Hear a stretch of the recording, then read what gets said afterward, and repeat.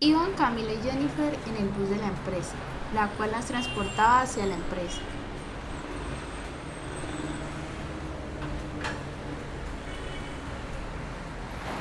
Cuando el conductor del bus pierde el control y se choca contra la Camila y Jennifer fueron transportadas a la clínica más cercana. Pasaron 6 meses.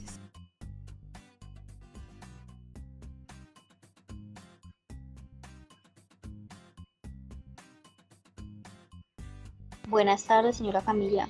¿Cómo ha seguido después de la fractura del peroné? Buenas tardes, médica. Ya me he sentido muy bien. La fractura ya consolidó después de terminar las terapias con la ARL y de que ellos me calificaran la pérdida de capacidad laboral. Oh, qué bien. ¿De cuánto fue el puntaje? Me dio un 35% la pérdida de capacidad laboral. En la ARL me dijeron que tenía que venir para que acá en la empresa me indicaran el proceso a seguir. Muy bien, señorita Camila. Le voy a explicar el proceso que tiene que seguir. Ley 776-02, artículo 5. Incapacidad permanente parcial. Se considera como incapacitado permanente parcial al afiliado que, como consecuencia de un accidente de trabajo o de una enfermedad profesional, presenta una disminución definitiva igual o superior al 5%, pero inferior al 50% de su capacidad laboral, para lo cual ha sido contratado o capacitado. La incapacidad permanente parcial se presenta cuando el afiliado al Sistema General de Riesgos Profesionales, como consecuencia de un accidente de trabajo o de una enfermedad profesional, sufre una disminución parcial, pero definitiva en alguna o algunas de sus facultades para realizar su trabajo habitual, en los porcentajes establecidos en el inciso anterior. Las recomendaciones, reubicaciones y el seguimiento de estas están a cargo del Sistema de Gestión de la Seguridad y Salud en el Trabajo, según lo establecido en el Decreto 1072 del 2015, capítulo 6, artículo 22464 de la empresa. Adicionalmente, según el artículo 3, parágrafo de la Resolución 2346 del 2007, indica, el empleador deberá ordenar la realización de otro tipo de evaluaciones médicas ocupacionales, tales como periódicas, anuales, post-incapacidad o por reintegro, para identificar condiciones de salud que puedan verse agravadas o que puedan interferir en la labor o afectar a terceros, en razón de situaciones particulares. Las evaluaciones médicas ocupacionales a que se refiere la presente resolución hacen parte del programa de salud ocupacional de los sistemas de gestión que desarrolla el empleador como parte de la promoción de la salud de los trabajadores y de los mecanismos de prevención y control de alteraciones de la salud. Como bien ya sabemos, usted ya no podrá ejercer el mismo cargo en producción y nosotros como empresa estamos obligados a reintegrarla según lo previsto en la Ley 776 de 2002. Haremos su reintegro en la parte administrativa como secretaria de la jefe de contabilidad, cargo que será nuevo como ya sabrá. Ley 776 del 2002, artículo 4. Reincorporación al trabajo. Al terminar el periodo de incapacidad temporal, los empleadores están obligados, si el trabajador recupera su capacidad de trabajo, a ubicarlo en el cargo que desempeñaba o a reubicarlo en cualquier otro para el cual esté capacitado, de la misma categoría. Artículo 8. Reubicación del trabajador. Los empleadores están obligados a ubicar al trabajador incapacitado parcialmente en el cargo que desempeñaba o a proporcionarle un trabajo compatible con sus capacidades y actitudes, para lo cual deberán efectuar los movimientos de personal que sean necesarios. Su reincorporación, señorita Camila, será el 20 de octubre, según su última incapacidad. Recuerde que según lo establecido en la ley, se le da seguimiento a su puesto de trabajo para revisar cómo va su rehabilitación. Médica, sucede que en la ARL no me han pagado la indemnización que me corresponde según mi pérdida de capacidad laboral.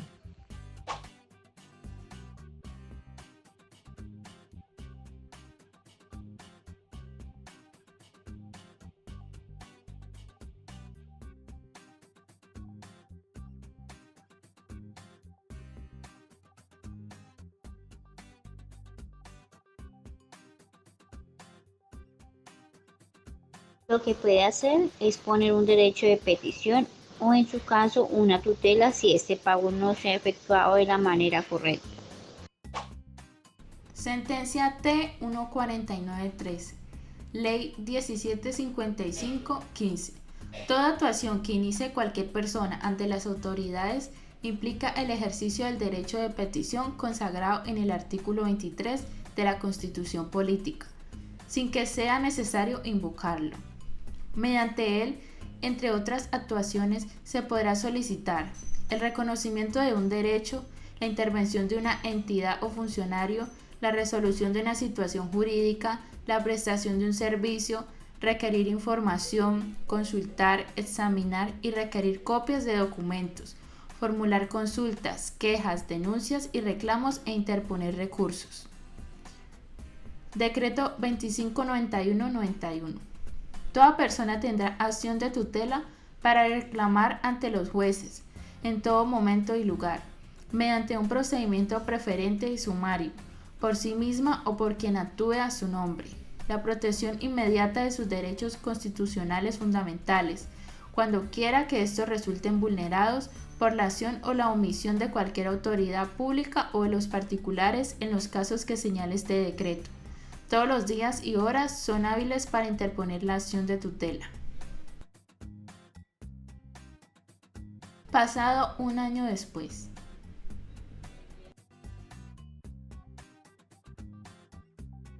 Buenas tardes, señorita Jennifer.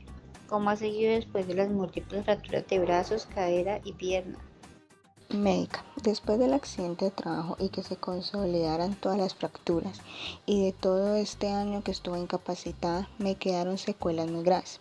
Después de que la EPS me calificara el accidente de trabajo y la pérdida de capacidad laboral con un 60% y la ARL pusiera desacuerdo ante la calificación de ellos, la Junta Regional de Calificación de Invalidez me dio un 40% de pérdida de capacidad laboral.